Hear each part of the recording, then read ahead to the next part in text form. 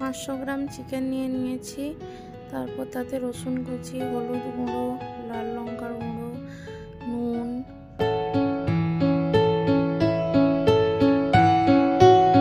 Soya sauce, vinegar, red chilli sauce, tomato sauce,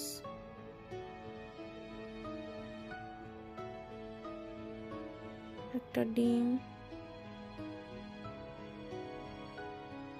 cornflour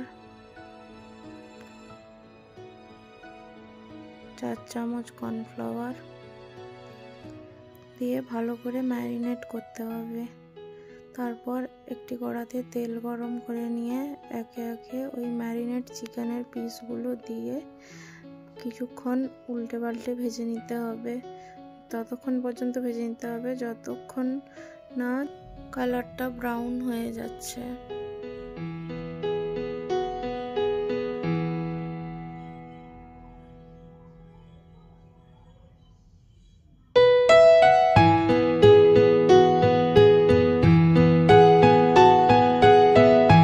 চিকেনগুলো ভাজা হয়ে গেছে, এবার তুলে নিচ্ছি।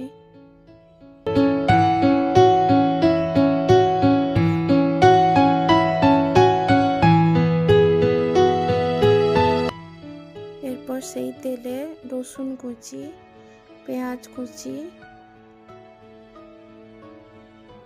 আর কাঁচা লঙ্কা কুচি দিয়ে ভালো করে নেড়ে নিচ্ছি।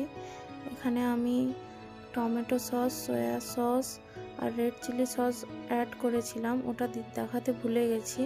তারপর কর্নফ্লাওয়ার গোলা জলটা ঢেলে দিলাম। তারপর কিছুক্ষণ নাড়তে হবে যতক্ষণ না গ্রেভিটা ফুটে যাচ্ছে।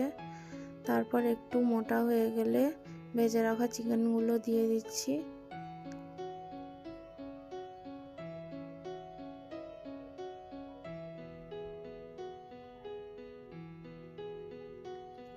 এরপর নাড়াচাড়া করে কিছুক্ষণ পর গরম মশলা অ্যাড করে দিতে হবে।